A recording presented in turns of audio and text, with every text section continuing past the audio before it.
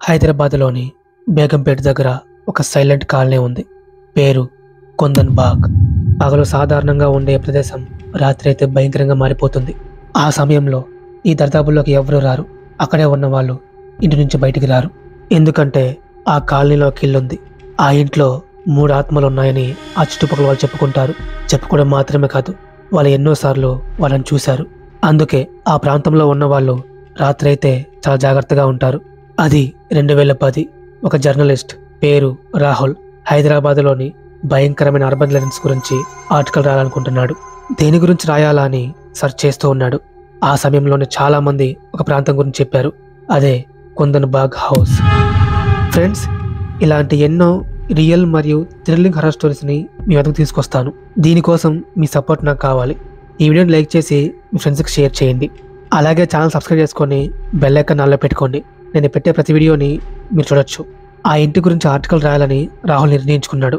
కానీ చాలామంది హెచ్చరించారు ఆ ఇంటికి వెళ్ళొద్దు అని. ఆ ఇంట్లో భయంకరమైన ఆత్మలు ఉన్నాయని చెప్పారు. కానీ రాహుల్ అవన్నీ పట్టించుకోలేదు. అతనికి భయం కూడా లేదు. కెమెరా తీసుకొని రాత్రి 11:45 కొందనబాగ్ వైపు కారులో బయలుదేరాడు. కొద్దిసేపటికి ఆ ఇంటికి చేరుకున్నాడు. చుట్టూ ఎవ్వరూ లేరు. కనీసం కుక్కలు కూడా లేవు. ఆ ఇంటికి చేరగానే ఒక వింత అనుభూతి కలిగింది. వాతావరణం కూడా మారిపోయింది. రాహుల్ గేట్ తీశాడు. ఆ గేట్ శబ్దం చేస్తూ ఓపెన్ అయింది. ఒక్కసారిగా ఆ ప్రాంతం చలించకపోయింది.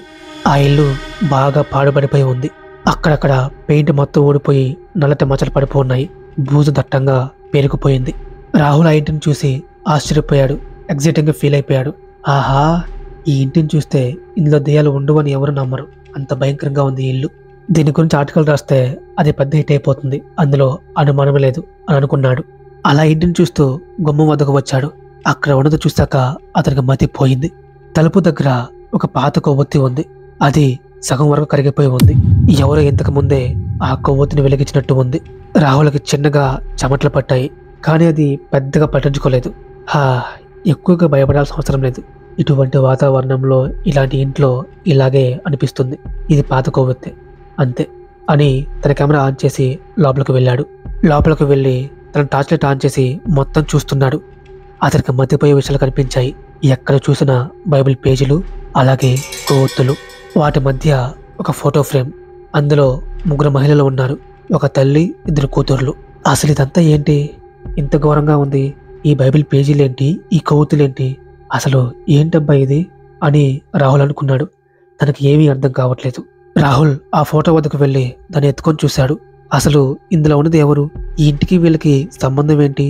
ఈ ఇల్లు వీళ్ళదేనా, లేకపోతే అద్దెకు ఉన్నారా అని థింక్ చేస్తూ ఉన్నాడు. అలా థింక్ చేస్తూ ఆ ఫోటోని తిప్పాడు. దాని వెనకాల ఉన్నది చూశాక అతనికి మతి పోయింది. ఫీజులు ఎగిరిపోయాయి. మేము ఎప్పటికీ ఇక్కడే ఉంటాం. అది చూశాక అతనికి ఏం చేయాలో అర్థం కాలేదు. అసలు ఈ ఫోటో వెనకాల ఎవరు రాశారు? వీళ్ళే రాశారా? రాహుల్ కంగారు పడ్డాడు. అప్పుడే అతనికి ఒక విషయం గుర్తుకొచ్చింది.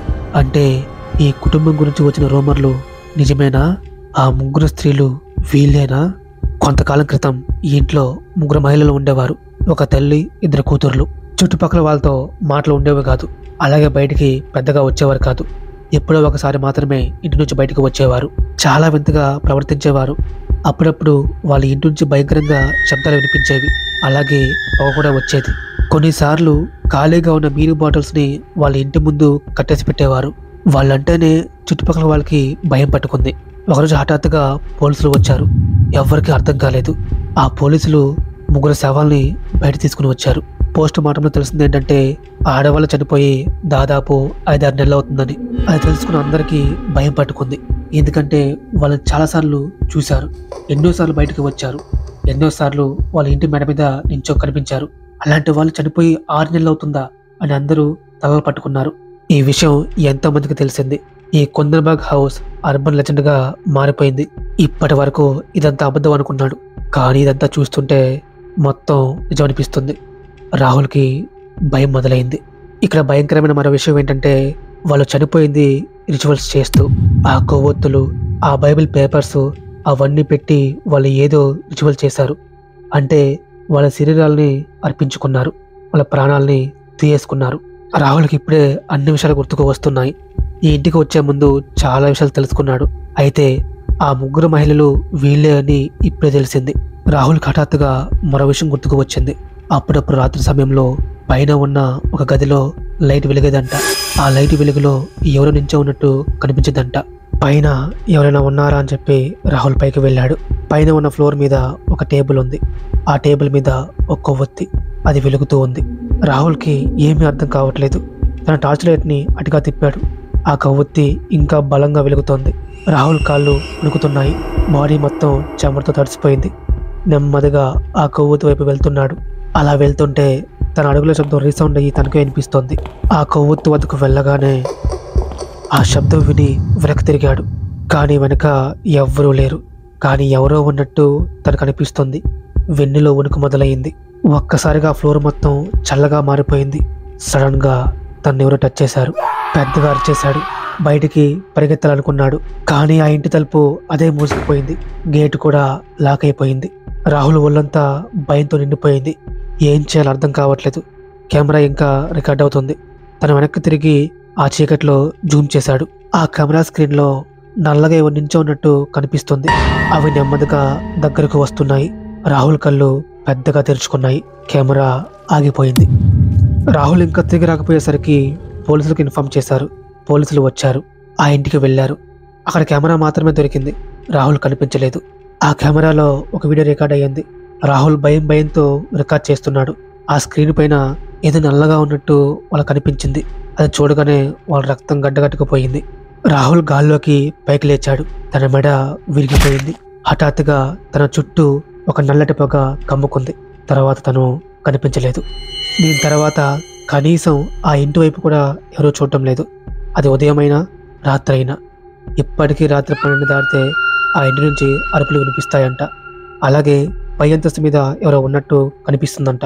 ఈ స్టోరీని నిజమైన సంఘటన బేస్ చేసుకొని క్రియేట్ చేశాను. కుందన్బాగ్ హౌస్ గురించి ఎన్నో కథలు ఉన్నాయి. ఎన్నో ఆర్టికల్స్ కూడా ఉన్నాయి. ఖాళీగా ఉన్న ఆ ఇంటిని దొంగతనం చేద్దామని ఒక దొంగ ఆ ఇంటికి వెళ్ళాడు. ఆ ఇంటికి వెళ్ళగానే భయంకరమైన దృశ్యం తనకు కనిపించింది. ఒక రూమ్ లో ముగ్గురు ఆడవాళ్ళు చనిపోయి కనిపించారు. ఆ దొంగ వెంటనే పోలీసులకు ఇన్ఫార్మ్ చేశాడు. ఆ పోలీసులు వచ్చి చూశారు. ఆశ్చర్యపోయారు. మొత్తం బైబిల్ పేపర్స్ అలాగే కొవ్వొత్తులు. ఆ శవాల్ని హాస్పిటల్కి తరలించారు. ఆటాప్సీలో తేలింది ఏంటంటే వాళ్ళు చనిపోయి 6 నెలలు అవుతుంది. వాళ్ళు చనిపోయి 6 నెలలు అవుతున్నా ఆ చుట్టుపక్కల వాళ్ళకి అసలు తెలియదు. ఎందుకంటే 6 నెలలు వాళ్ళు ఎన్నోసార్లు చూశారు. ఈ సంఘటనతో ఆ ఇంటి గురించి ఎన్నో కథలు ఏర్పడ్డాయి. హైదరాబాద్లోని కుందన్బాగ్ హౌస్ గురించి చాలా మందికి తెలుసు. ముఖ్యంగా ఆ ప్రాంతంలో ఉన్న వారికి ఇది ఎంతో ఫేమస్ కూడా. అలాగే భయంకరమైన హౌస్ కూడా. ఈ స్టోరీ ఎలా ఉందో కమెంట్ చేయండి. ఇలాంటి ఎన్నో రీల్ స్టోరీస్ని అలాగే థ్రిల్లింగ్ హర్రర్ స్టోరీస్ని మీ వద్దకు తీసుకొస్తాను. ఈ వీడియోని లైక్ చేసి నాకు సపోర్ట్ చేయండి. అలాగే ఛానల్ని ఫాలో అవ్వండి. Thank you.